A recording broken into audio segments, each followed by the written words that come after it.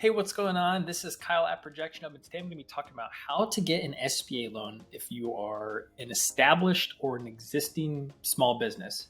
So, as I mentioned, my name is Kyle, and before my time with ProjectionHub, I was an SBA loan officer for about 7 years. And so, during my time as a lender, I got to work with hundreds of startups and existing businesses and people acquiring businesses to basically package their SBA loan requests, collect all their documents, review their documents, take them through the process, take them through underwriting, loan committee review, and closings, and all of that. And so I have been on that side of the table for about 7 years, and that was before I was with ProjectionHub. And since I've been with ProjectionHub, we've helped more than 50,000 small businesses specifically create the financial projections and preparing documentation for SBA loan requests. And so we also, our founder and owner, Adam Hooksma, he was the executive director of an SBA lender for over a decade. And so we just have a lot of SBA lending experience. And so that is the perspective I'm going to be providing today. And what I'm going to be doing is essentially showing you and taking you through a free SBA loan checklist document. It has lots of links to free resources and videos and guides and things to try and help you make sense of the SBA processes. Can be confusing to some, and finding out where to get a loan, what type of loan to get, what items are you gonna have to submit, and a couple tips to hopefully increase your likelihood of getting approval. And so if at any point you like today's video, consider giving it a thumbs up. That's really helpful for us as a fellow small business. Subscribe to the channel. We release a lot of content that I think you would find helpful. And if you have any questions, just leave a comment down below the video or reach us directly at support@projectionhub.com. We'd be happy to answer any questions you have about your SBA loan application process and how to get started, or how to refine your documents, or where to apply and how to find a lender. We would be happy to help with any of that kind of stuff. So without further ado, I'm going to switch it over to this checklist and we're going to start going through it. All right, so here we go. We've got our free SBA loan application checklist up here. I've linked this down in the description below. Again, it's free. I think it's a helpful tool trying to make sense of the whole SBA process, and hopefully this video can help that even more for you today. Getting an SBA loan can be a very confusing endeavor sometimes. Some people don't even know what the SBA is, although I think the whole pandemic PPP loan process made a lot more people familiar with the SBA. I think there's still a lot of people who think, they're contacting the SBA to ask for a loan or how that works. And so hopefully I can demystify a little bit of that today. And so in this checklist, we're going to kind of use this as our guide. So we're going to go through, what types of loans there are. We're going to skip finding an SBA lender until a little bit later in the video. We're going to talk about the process, eligibility rules, or we'll talk about, again, today's video is meant more specifically for if you have an existing or established business, maybe you've been around for a year or two or 5 or 10 or longer than that. And so that's what we're going to focus on today and cater the document list to that. We have some additional documents and expectations, and then some tips on, how to hopefully increase your likelihood to get approved. And then we'll talk about some tools to find a right lender for you if that's something you're still struggling with or not really sure where to start. So first off, let's just talk quickly about what the SBA is. So the Small Business Administration is a branch of the federal government, the U.S. federal government. So there is a chunk of U.S. tax dollars that has been allocated to the SBA. And essentially what they are doing is the SBA is providing basically like backup funding to what are called SBA loan intermediaries. And so the SBA isn't like the one cutting the check to the business owner. It's banks, it's these people called micro lenders, 504 lenders. There's these various different types of lenders that facilitate different types of SBA loans. And those SBA dollars are kind of securing those loans. So if it's giving the lender some confidence to go ahead and maybe make a loan that they wouldn't normally, or is a little bit different than their specialty, because if that loan defaults, the SBA is going to cover some of the losses for that. Now, they're not going to cover all of those losses, and there's still stringent rules there to try and protect U.S. taxpayer dollars.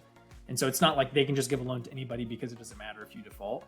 There's still some considerations to be made there, but that's just a little bit of a description that you're still working with, these intermediaries in order to participate in these SBA loan programs. And there's several different ones, and you interact with them differently.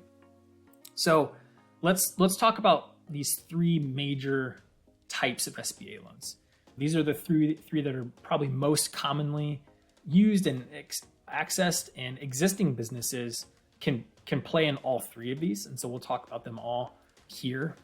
And first up, we have microloans. These are pretty under the radar, and they're very underrated. So my tenure as an SBA loan officer was with a microlender. And so I'm pretty supportive and passionate about them. And I think if more people knew about what they were, they would be interested in applying with them. So these are most common with startups and smaller existing businesses, I would say. They are typically offered by SBA microlenders, but technically there are these other organizations called Community Development Financial Institutions. It's just a different type of certification that allows them to access different pots of money, essentially. So you don't need to get too worried about those details. But a lot of times SBA microlenders they're nonprofits, they're local community programs. And so, they're not banks, they are not depository institutions. So they're not holding your accounts. They're not giving you mortgages. They're not doing any of that kind of stuff. They purely exist to give these SBA microloans. And so typically microloans go up to $50,000. And so during my time at the SBA microlender we worked with, I would say it was a pretty even split. About half the loans we did were to startups, and about half the loans we did were to existing businesses. And it's just a really great tool. So these links, and another thing I'll point out about this checklist, you'll see all these link icons and these YouTube video icons. Those are all going to different tools. Some of these yellow ones link to some services we can provide. And so this is a helpful tool because it just links to all these different things that you can access and read about and learn about. And I guess one other thing I'll quickly point out, this right here is a thing we provide that's a free SBA loan review. So basically you can fill out this form on our website. I'll just open one for you. And you fill out this form on our website, and it will essentially give a little bit of background to your business. And you can see here, it just gives you a little bit of information about it. And then we'll follow up with a video, I guess kind of like what I'm doing right now, of custom feedback on what we would do for your next step. So you can tell us, is there a part of the process that's confusing to you, that you're struggling with, you don't know where to start, you need help with a thing? And so we can gather what you need from filling out that form, and then we'll send you a custom free video just like this, giving you some advice. So I would encourage you to take advantage of that. It's a great free resource. All right, back to the matter at hand. So these links here go to the SBA's website where they describe these programs. So you can learn more about, who's eligible, what is it being used for, what do you need to apply, all that kind of stuff. But in general, you could think about these as smaller. A lot of times they might only serve a few counties in your state. They might serve a city. They might serve a whole state. Typically, SBA microlenders don't serve multiple states at a time. So they're pretty local. And that's part of the reason that I love SBA microlenders, is because they are tapped into your community, right? They're not multi-state or national banks or lenders. And so that's kind of why I like them. One other key disclaimer about an SBA loan is typically, in order to get an SBA loan of any type, you basically need to not be able to get a traditional loan. Now that can look like calling up your hometown banker and saying, hey, I want to get a loan to do X, Y, and Z. And they might I want to get a loan to grow this part of my business or do this thing. And, they might want to take you through the whole process. And I'd encourage you to pursue that. Try to get a conventional loan, a traditional loan. Those are going to have the best rates. And so I'd encourage you to do that.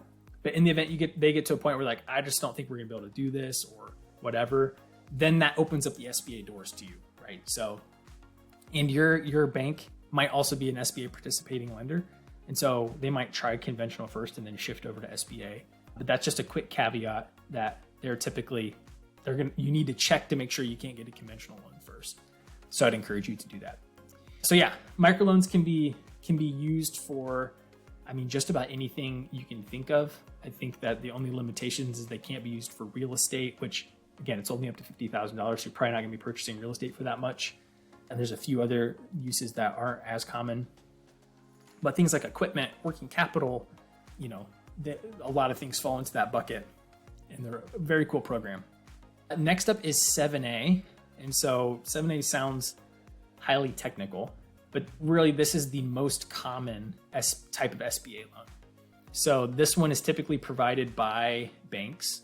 So a conventional loan or traditional loan is meaning the bank is lending its own money to you, or it's lending deposits, right, to you. And so they're going to control their own interest rate structure and all of that kind of stuff.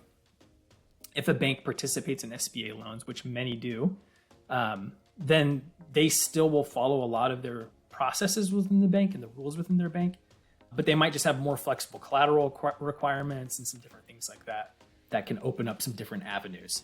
But 7A loans can go up to $5 million, so it's a big jump, and they can also be pretty small, but they don't, typically go down to like, you wouldn't want to go to a bank to get a $50,000 7A loan.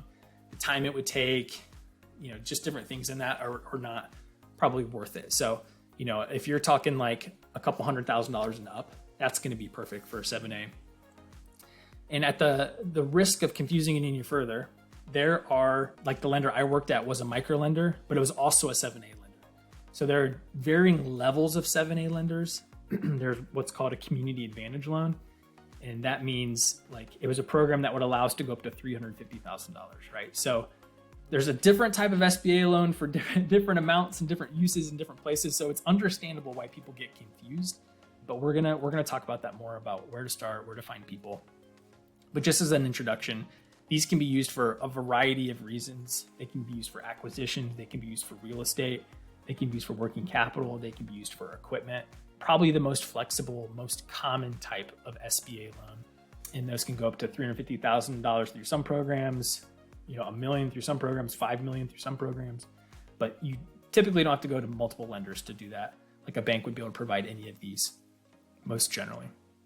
And then 504 loans are probably the least common of the three. And just because they're a little bit more creative, they're a little bit more confusing.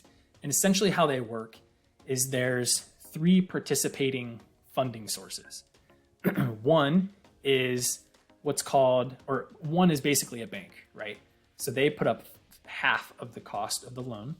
And then there's what's called a CDC, which is the 504 lender, right? So that's kind of like this other lender intermediary. They're the one that facilitates the loan itself. They put up 40% of the funds, and then the remaining 10% is the owner's investment. So the CDC is the one, that's the lender you're working with, right? But they have these funding partners, these bank partners that could do the other half, and then you put in the 10%. So it's kind of like this bigger partnership loan. These are primarily geared for larger loans.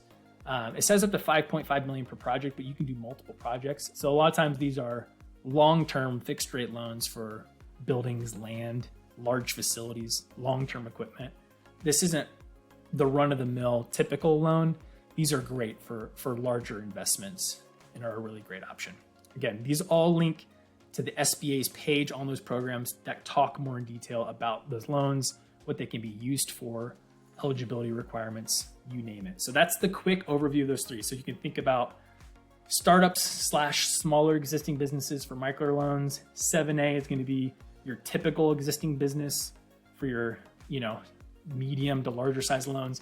504 is going to be your biggest loans for equipment, land, that kind of thing. Okay, so hopefully we're doing okay so far. Again, we're not going to talk about finding the SBA lender quite yet.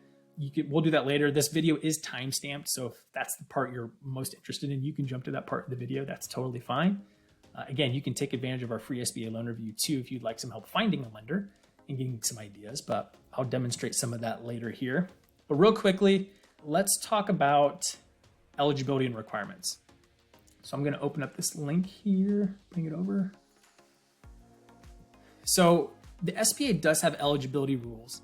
In general, the average person and the average business will be okay on the eligibility front, but some details would be like nonprofits can't get an SBA loan. unless it's a child care center, which is very unique. But yeah, nonprofits typically, aren't going to be able to get an SBA loan. The size requirement is actually quite a bit larger than you think, so most small businesses won't have to worry about that. There is a list of ineligible businesses. These are going to be like what's called sin businesses, so like gambling, that kind of stuff is not going to be able to receive a loan. Other lenders, typically like insurance companies, not the broker, but like the actual provider of the insurance. You can see like pyramid schemes. One of the ones that catches the most people up is speculative businesses. So like house flipping, for example, that would not be eligible for an SBA loan.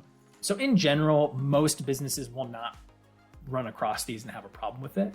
So there are like business ineligibilities, and then there are a list of personal ineligibilities. We won't go into those in great detail today because it's probably not worth your time and most people don't run into an issue, but things like, if you have a criminal history or criminal record, there's going to be some details along that. Just because if you do have a criminal record, that doesn't disqualify you from financing. There are some types of felonies that would disqualify you from financing. So if you have any concerns or have a record that you need to check, then I would encourage you to do some more research about that.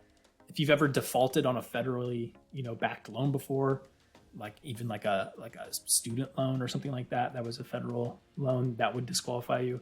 So there's some small quirks like that with SBA loans, but in general, most people are in the clear. But if you have some concerns based on what I just said right there, I would encourage you to do a little bit more research about that. Okay, let's go back over to our checklist and let's hop down to the typical SBA loan process. Quick caveat, as you would expect, or I've said a lot already, this process is going to differ quite a bit depending upon what type of lender you're talking with or working with and the type of loan you're applying for. Now, the process is going to vary the most with microlenders, most likely, because they are not a regulated entity, as in like they're not banks. So they have their own set of rules they need to abide by, but it doesn't have that layer that like a depository lender would have. And so, some might have a totally online application. Some might go really fast. Some might take longer. Some might require a in-person meeting with a loan officer. Some you may never, talk to a live person. Like there's just so many different things microlenders can do, which can be a good thing and a bad thing depending upon what you're looking for. But in general, these steps are pretty standardized. So any lender you work with is going to have an intake application. So that might be, like I mentioned, online. They might ask for you to actually upload documents during that process, or they might just want contact information and then they'll follow up with a phone call. The lender that I worked with, it was an online application. We gave them the ability to upload documentation, but it was not required in order to receive a phone call from a loan officer. And then the loan officer would basically follow up and we would chat with them about the business and asking them questions and some of their personal situation, their finances, and just trying to understand the business's story. And so I would expect, personally, I would recommend that's the experience you want from a lender. You do want to talk to somebody. You want to get the chance to share the details about your business, ask questions about the process, the loan terms, all that kind of stuff. So that's probably the most typical intake application. Talk with your loan officer. If you haven't already during the application process, then you'll submit documentation, which your loan officer should brief you on and give you more information about. Hopefully they make that step easy. And we'll get into talking about documentation in a second, but you'll submit as much documentation as you can and as that you have. If you don't have some things, you'll obviously need to work on those before you can proceed. Once they have the application and all of the things that they've asked for, it'll move into an underwriting phase. Now, again, the underwriting is something that's going to look different from lender to lender, but it's going to get packaged up. It's going to get reviewed, kind of under a microscope, and someone's going to come back with questions. Probably going to be your loan officer, and they might come back and say like, "Hey, underwriting's got some questions about A, B, and C. Can you give us some more detail about this? Can you provide a document that explains this?" Like, there's just going to be some back and forth there. So expect that to be part of the process. Answer them as quickly and as completely as you can if you want to keep things moving forward. Once they have all of the stuff they need from you, documents, sufficiently answered questions, there will be some sort of internal review, like a loan committee, basically. So the lender I worked at, when underwriting would finish that back and forth process, the loan officer would bundle up the underwriting feedback, opinion, all the things that have been provided, and then basically present that in front of a loan committee. That loan committee was made up of, community members. It was made up of other bankers, underwriters. It's just a group of people that know what they're doing. And then they would ultimately make a decision on, is this a loan we're moving forward with or not? Or they might have some extra questions before making a final decision. Now, at this point is where the type of SBA loan and the type of lender, the process is going to start to differ a little bit. Now, if you're applying for a microloan, an SBA microloan, so like $50,000 or less, if that committee approves you, if it's internally approved and they have all the things they need, they can move forward to closing the loan, right? So maybe there's some additional documentation they want to get signed or filled out, but they can likely move towards signing the closing documents and fund pretty quickly. If it's a 7A loan, there's going to be some additional steps. So getting improved internally is kind of half the battle. It's more than half the battle, but it's not to the finish line quite yet. Now, depending upon 7A lenders, so think about like your banks, but it doesn't have to be a bank. There are 7A lenders that aren't banks, but a bank is probably the most obvious example. Many 7A lenders have what's called delegated authority from the SBA. That means if they decide internally they would like to make the loan and they think it meets all of the thresholds SBA has provided and all the rules, that they can just choose to move forward with the loan. There are some SBA lenders that don't have delegated authority or maybe choose not to exercise their delegated authority.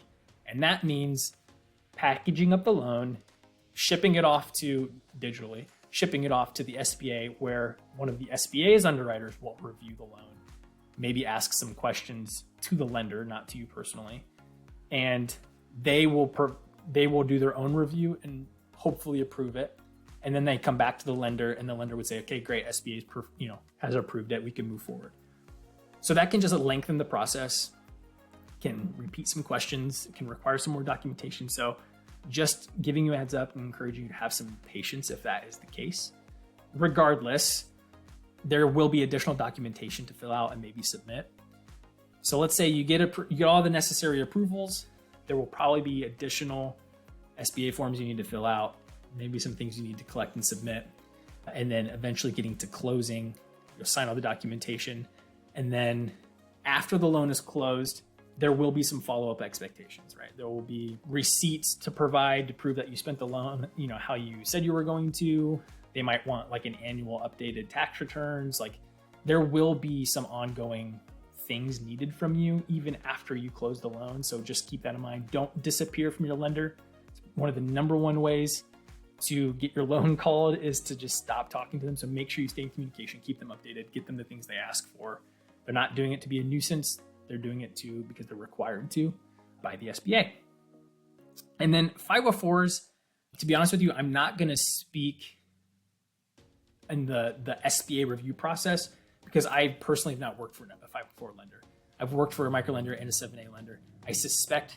I've worked for a 7A and a microlender. I've not worked for 504. I suspect it's a very similar process because the 504 or the CDC is the one organizing all of the things going on. And CDCs are very similar to like a microlender community lender. But as far as closing documentation, I'm not 100% sure on that. So, but if you're not trying to get like a really big loan, I wouldn't go to a 504 lender. I would go to a 7A or microlender.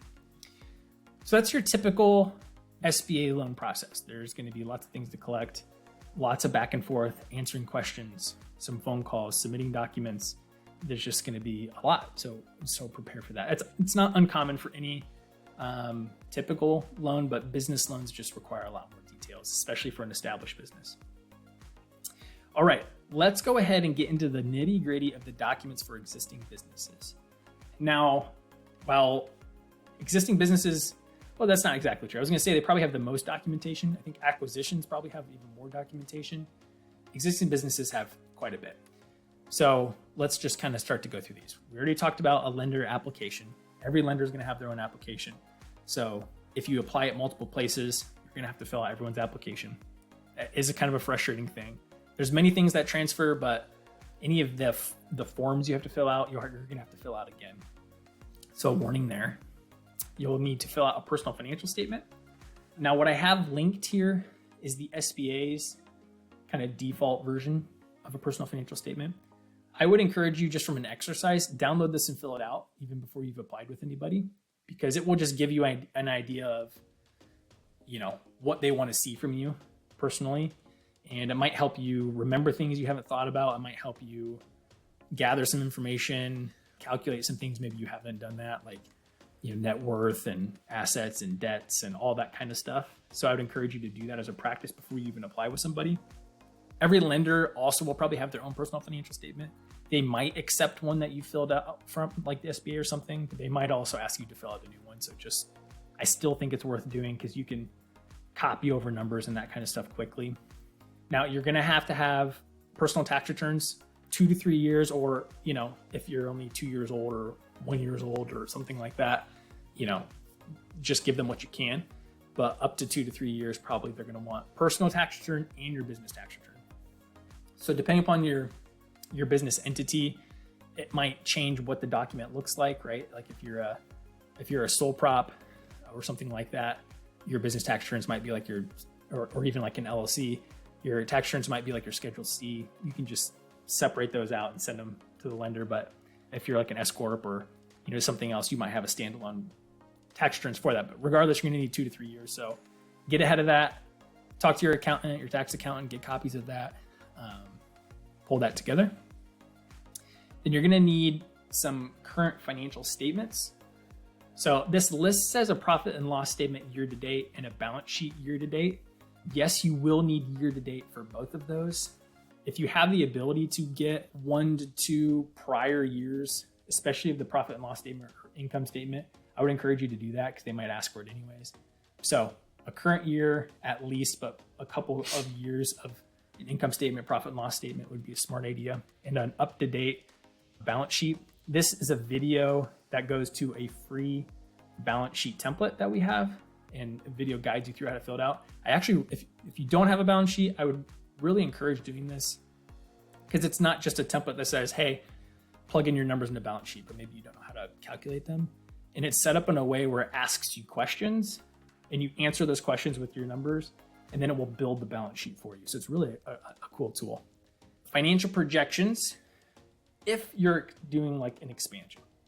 So if you're seeking an SBA loan to refinance a debt, maybe even like a little bit of working capital buffer, or something like that, that isn't really going to significantly change the business or require growth to repay the loan, then they're not going to need financial projections. They'll probably just base it off of your actuals. But say you are adding a truck to the fleet, or you are adding, some sort of significant expansion, adding a new location to like your coffee shop, or, whatever that may be, or a large piece of equipment to go into a new type of service or product offering, then you're probably gonna need financial projections to demonstrate that, you will be able to repay the loan based on what that expansion will allow you to do. This video goes to how to create financial projections for an existing business. It is going to demonstrate, that video would demonstrate how to use this existing business projection template. If you're interested in creating your projections yourself, that video will walk through how to use this template and fill it out.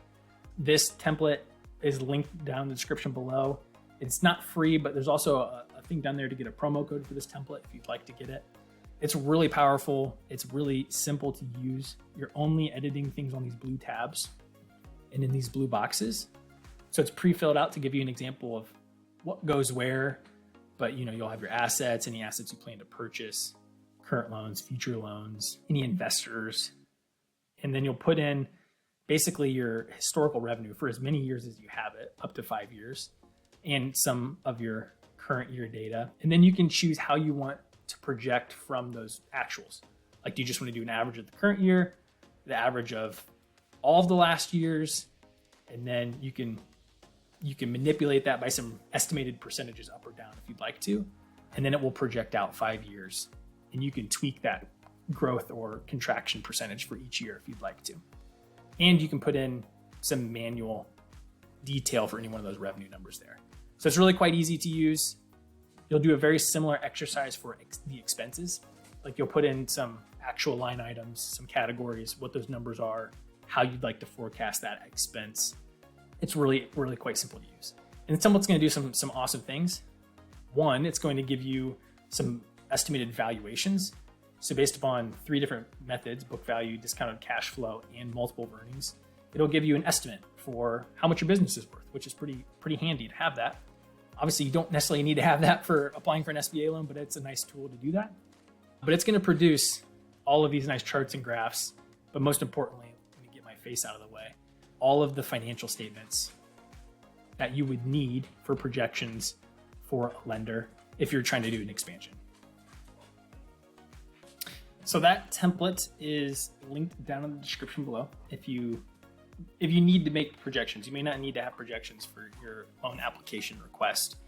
Also worth mentioning, that template does come with like free support and a free review if you would like, to have some peace of mind. And our team does create projections for people. We'll do the whole thing if you'd like us to as well. So if that's something you're interested in, you can let us know. But moving along this list here, an existing outstanding business debt schedule. Obviously that will be on your balance sheet to an extent, although probably it may not be broken out by specific lender. The lender application might include that as like a schedule that you would fill in, but that's probably a thing that you would need to create at some point in the process. You fill out a credit release form. The lender will have that. They'll have you fill that out. And while we're talking about that, let's just quickly talk about a credit check. So each lender is going to differ when they will pull a credit check. So the lender that I, was working with, we would wait pretty late into the process. Like we would talk with you, take your application, collect some documentation. And if we got to the point where we were pretty sure we at least wanted to go move forward with underwriting, then we would do the credit check. But preliminary wise, if we could realize quickly that it wasn't going to be a good fit, we wouldn't do a hard credit pull just to avoid that. But there are some lenders that might do it very quickly or automatically even in the application process. So just be mindful of that. If you're planning on applying multiple places, you might just ask up front before you submit your credit information when they would expect to pull that report. An ID, government issued ID, articles of organization, so like your business formation documentation, any relevant licenses and permits depending upon what industry you operate in. Like if you're a restaurant, you probably should make sure you include that type of stuff. And again, additional SBA forms I talked about in the process. Like once you get approved or get to a certain point, there will be some additional SBA forms that you need to complete that you won't have access to those. You won't be able to prepare those in advance. Your lender will have them. You'll fill them out when you can. So this list largely represents the things that, many of them you can prepare those in advance, especially things like, your personal financial statement, but your tax returns and your financial statements and your projections are the big ones. Just because some people don't know where to access those or they don't know how to create them.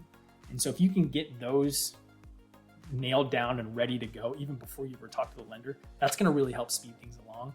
Or else you might have to pause for several days, weeks at a time to collect those things. So I'd encourage you to prioritize getting those. So that is kind of the list. We'll hop down here quick too. We have this additional documents and expectations section. So for these additional documents, the only reason these aren't listed up here is because these are going to be situational. So let's say the conditions of your loan, right? Like maybe the collateral conditions were you're putting up some like a free and clear vehicle that you own personally as collateral, or a second mortgage on your house or something like that. There will obviously be some documentation connected to that.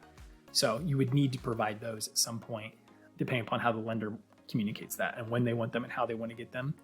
And so some may not even collect those until after closing, but just have a certain time window you need to submit it by. But there's some other unique ones in here worth mentioning. Oh, proof of insurance is a good one, but again, you may not have that. Well, you will have that, but depending upon what timing they want to collect that, it may not be required before closing or not. So contracts. So if like the success of your business largely depends on specific contracts, or if the expansion of your business is related to fulfilling a certain contract, they're going to want to see an example of that or a copy of that. Potentially a lease agreement they might want to see. So there's some different things, but again, these are included down here because these are the types of things that you just may not be able to prepare in advance because you don't know what they're going to ask for. And it's really going to depend on the lender, the type of the loan, your type of business. So these are the ones I would shoot for preparing in advance. If any of these down here, like contracts, purchase agreements, franchise agreements, different things like resonate with you, then you might want to try and locate those just to make sure they're handy, but probably a little harder to have these all ready to go. Some less fun additional supporting documentation. Again, if these relate to you, maybe consider organizing those. Any relevant lawsuits that would be relevant to the loan or impact the loan, make sure you have documentation for those. So like if it's a lawsuit that was settled, then you want to make sure that you demonstrate, hey, this has been settled. It shouldn't be an issue anymore. Judgments, right? If you, again, have a criminal record of some degree, but that's been like settled and you did your whole thing for that, then provide documentation for that. If you're in the active process of like litigation or that kind of thing, then that's going to be a stopper for the SBA loan process. They're going to want to see that settled, closed up, whatnot.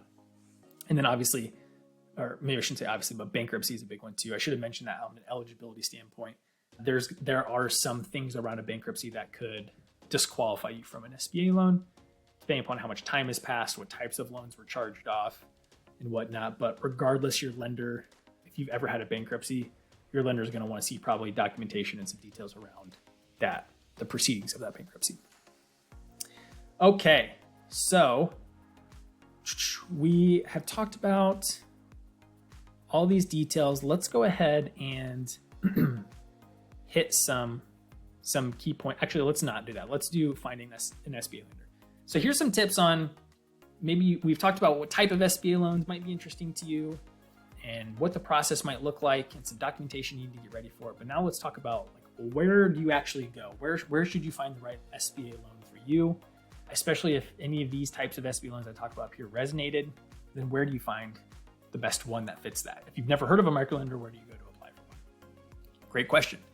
So for microlenders, 7A lenders, and 504 lenders, we've got some resources here, and I'm going to talk about those. So for microlenders first, again, to not get too into the weeds for the technical details here, I've listed two: a CDFI list, which again is Community Development Financial Institutions, and SBA Microlender list. These lists are not mutually exclusive.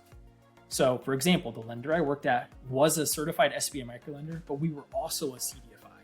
So it's possible for an organization to have both or one of those certifications, as well as some 7A certifications. So there's some overlaps there. Again, just a reminder, especially for these two, it's just really a difference in their funding sources, but the process for the microlender will probably be the same no matter what.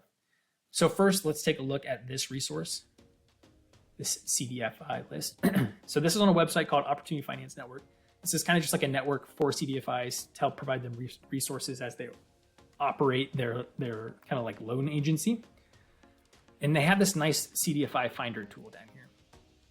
And so what I would do is go to org type. I would go to a loan fund, search for your state. So let's do Indiana. That's where I live. This is where I worked, Indiana. And the two that will probably make most sense would either be business or micro enterprise. I'm going to do micro enterprise. I'm going to bump this up to 100 results.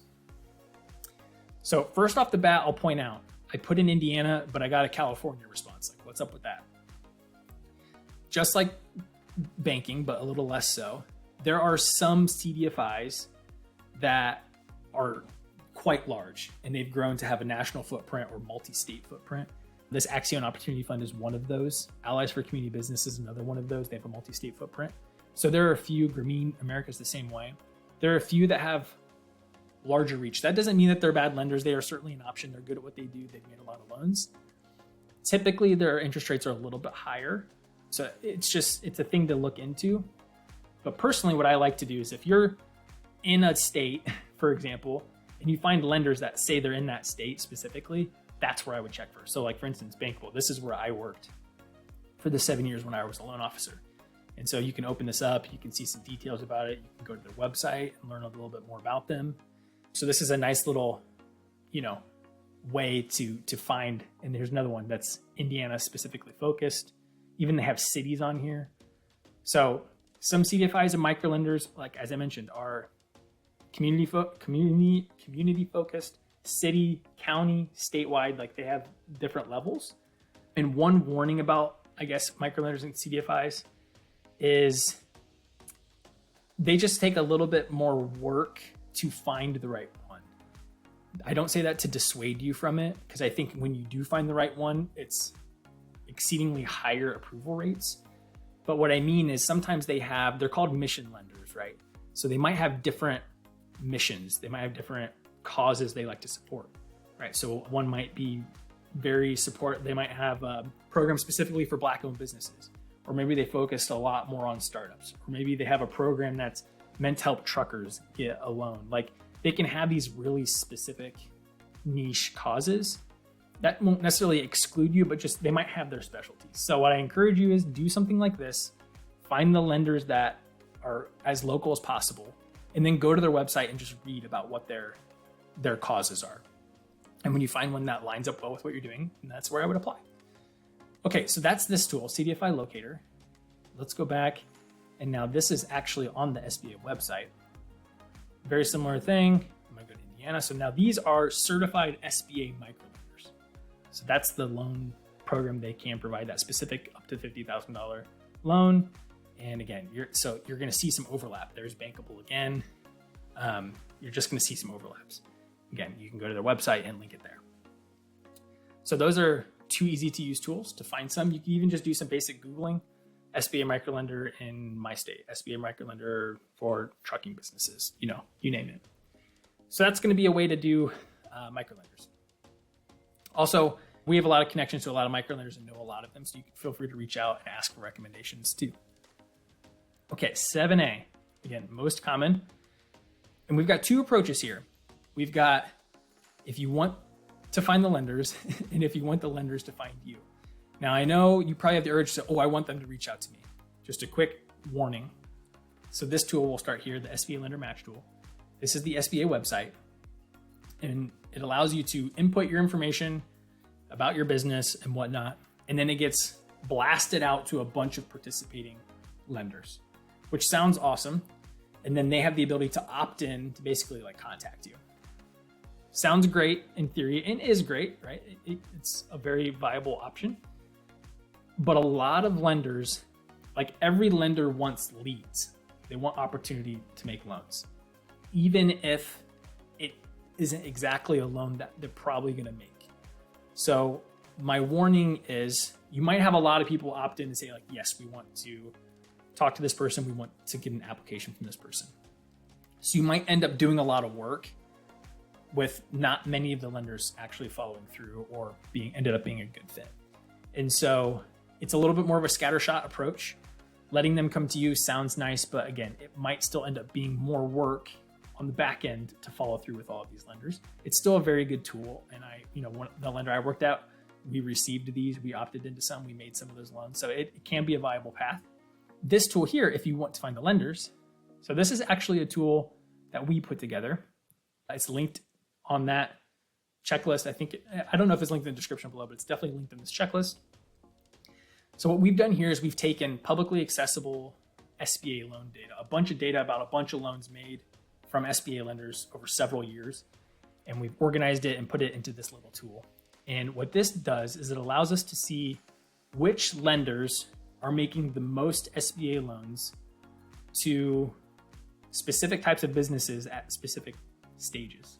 So we can kind of dial in who's making loans to the businesses like me, right? So let's say we want to get a loan to expand our daycare, right? And I'm gonna go back to Indiana, click only. Let's go to daycare. Okay, so this will start to refine. We can see there's not a ton of loans there. Let's do full service restaurant instead. Okay, there we can see quite a bit more data. and we want to do existing or more, 2 or more years old. Okay, so now we can see who are the top lenders in Indiana for existing full service restaurants, right? So this is a nice listing of, am I guaranteed to get a loan from Huntington Bank? Maybe not, probably not. But, you know, if you don't see your bank on here, or you talk to a bank who hasn't made an SBA loan in a few years to a full service restaurant, then that's probably not where I would start, because you may not be the first one. But, you know, it sounds like I've got some good options here of who I might want to talk to. And these are 7A participants, right? So that's a nice little tool to just find who's making, you know, loans to people like me in the place that I'm located.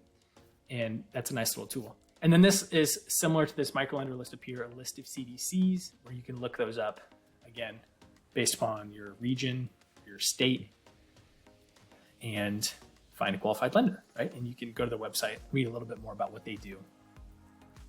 Okay, so that's a quick, and this links to a YouTube video to do what I just did in a little bit more greater detail that I think is helpful. And lastly, let's go down here. I'm going to cover some of these SBA application expectations, and then I'll close it out with a few recommendations and tips on how to improve your likelihood chances. All right, I believe we already talked about, if not, you should be prepared to personally guarantee your loan. Now, when I was a lender, all the time, I would hear people say when they applied that they had received advice, or they would like to they just want the loan to be in the business's name, right? They want to keep the business and personal separate. And that's really awesome advice when it comes to like your bank account and your bookkeeping and different things like that. That's not real advice when it comes to guaranteeing a loan. Most generally, especially for every SBA loan, if you're an owner of 20% or more of the business, you will be personally guaranteeing the loan. So if the business fails to pay back that loan or defaults on that loan, you're going to be paying for that personally. You're on the hook to pay for that personally, as well as any cosigner or other owner of greater 20% or more. So just word of caution, you will be personally guaranteeing a loan. Don't be surprised by that. Collateral will be expected, even if that, including pledgeable personal assets if there's a collateral shortfall. Now, part of the appeal of an SBA loan is that they can help, the SBA guarantee can help make lenders more comfortable if there's a collateral shortfall. But that's not 100% guarantee from the SBA, right? So especially if you're talking to a bank, they don't want to lose money, right? Banks have very, very low default rates, and they have even lower loss rates. And that's because they secure their risk with collateral. And so they will try to get every single piece of collateral they can. They won't get more than they need, but they will try to get everything they can get. And typically there's going to be a shortfall because they're discounting the collateral. Because if you default and they take your asset and they resell it, they're probably going to sell it for pennies on the dollar, right? So they need more collateral. So collateral will be expected. And just a warning, if your existing business is not collateral heavy, if you don't have a lot of equipment, if you don't have pledgeable real estate, that kind of thing, pledgeable vehicles, and there's a shortfall, they will ask if you have any available personal assets. So that's free and clear cars, second, mortgage on your house. So some uncomfortable things, and you just got to be prepared to know, I guess, what you're willing to pledge and what you're not. If you're an existing business and you're already into it and you really need the loan, then probably will end up needing to do something like that. But that's just a warning, and a thing to be prepared for is just to calculate what you have available ahead of time. And when the time comes that you're asked, it'll be helpful to have that information available, but also what you're willing to pledge. And owner cash investment of 10 to 20% of the loan request. So, if you're asking for a $100,000 loan, or you need $100,000 to do X thing or expand X thing, you're not going to get 100% of that in a loan. You're going to probably have to invest 10% of that project cost. That's a little bit more relevant probably to startups for sure, but for an expansion and all that kind of stuff, that is also, a real thing. They're going to want some participation from the business and the owner in that investment rather than just covering all of the proceeds. Your deal will need to show sufficient cash flow. So lenders like to do this debt service coverage ratio calculation. And it's essentially, they calculate how much cash flow is being cleared by the business, and then they want to figure into it for a loan payment, like, are you still going to have a sufficient amount of cash flow? So if you're running right at a 1.0, like you're generating just enough cash to like keep the thing chugging along, that's going to fail their debt service coverage ratio requirement, because if you add on debt service to that, then there's not enough money to cover that loan payment. And so they're going to have, some minimum number that they may not communicate, or they might. It's probably going to be in the 1.2, 1.25, 1.3 range. And so that's a calculation you can do in advance. It's pretty simple to do. There's lots of free calculators to do that as well. But that is a thing to keep in mind. If you just, if you're failing debt service coverage ratio, you're probably not going to get approved, because they're not going to make a loan to someone that's not generating enough money to pay back the loan. And then there's a list here of businesses that are ineligible for SBA loans, which we talked about that already. Okay, so that covers all of these details on the SBA checklist. I'm going to leave you with a few final recommendations that I think will improve your approval chances. The first one maybe sounds cliche, maybe obvious, but it's just be prepared as possible. So that the purpose of this video is to do just that. The purpose of this checklist is to do just that, especially these documents. Prepare the personal financial statement, the tax returns, your financial statements, your financial projections if you need them, your debt schedule, those kinds of things. Just get those ready to go, and your lender will be impressed, and things will move quicker, right? Because you have those things ready to go. Have the right expectations. So we've talked some about these expectations down here. So if you understand all those things, that's going to be very healthy. One thing that's not listed on here that you might want to have healthy expectations for is just the process it takes, the time it takes. If you've ever gotten a loan before for your business, you just know it doesn't typically happen quickly, especially for lower rate loans. You could go online and get a loan in 24 hours for a really high interest rate. But if you want a good conventional relational loan, it just takes time, especially for an SBA loan. So if you're very prepared and you have your ducks in a row and all your documents ready and all that stuff ready to go, then you have earned the right to ask your loan officer for updates on the time expectations. Can you move things quicker? Are we expedited? If they're not waiting on you, then you have the right to pressure that a little bit. But if they ask you for things, then it takes you 2 weeks to turn it around, and then you give it to them, and then you ask how long it's going to take. You got to have healthier expectations there. So just keep that in mind. Microloans can probably be turned around in as fast as a couple of weeks, maybe even a little bit longer, depending on how prepared you are. 7A loans probably going to be 4 to 8 weeks, maybe even longer, depending upon how fast you're getting things and how complex of a deal it is. I'm not sure on 504, but I'm assuming it's going to be more of like a few months, just because of, you're dealing with real estate and multiple partners and different things like that. So those are more long-term projects. Find the right lender for you, not necessarily where your broker wants you to go or your hometown bank. Now, we talked about that already. I would recommend always starting with your hometown bank, but mainly just to get that decline out of the way and start with somewhere you're comfortable and help you get your things collected. But just because your hometown bank might do the loan, they just, it's helpful sometimes to have a loan officer that is familiar with your industry. They have experience with your industry. And then also, if you're working with a broker, that can be really helpful, because they can help prepare documents for you and polish up your application and all that kind of stuff. And they have connections to lenders. So I'm not bashing brokers, but just know the way that they get paid is by getting you connected to someone, and then they get paid for that loan. So they're going to go probably to whoever pays them the best, even if that's not necessarily the right lender for you. Okay. So just keep that in mind about it's okay to shop around at a few places for interest rates and whatnot. Also, because many banks might want you to move checking accounts, savings accounts, that kind of stuff too. So you just make sure you come up with a holistic solution that's great for you. And yeah, you can use tools like what I showed you to find lenders that might be more suited to your business and your location. That could be smart to do that. Share the dirty details, because they will come out eventually. So save yourself the time. So if that's criminal history, reasons for a poor credit score, confusing financial line items on your financial statements, confusing personal financial statements, don't try to hide that kind of stuff. Your lender will be subject to confidentiality. So just be upfront with those types of details, mainly because then you know what documentation you need to collect, or if it's a disqualifier, at least you know quickly and you're not wasting your time. But if something like that doesn't come out until after the loan is made, that's grounds for having your loan called, right? Like they could say, all right, your loan is due in full in 60 days or something like that. So certainly avoid that, avoid the pain of that.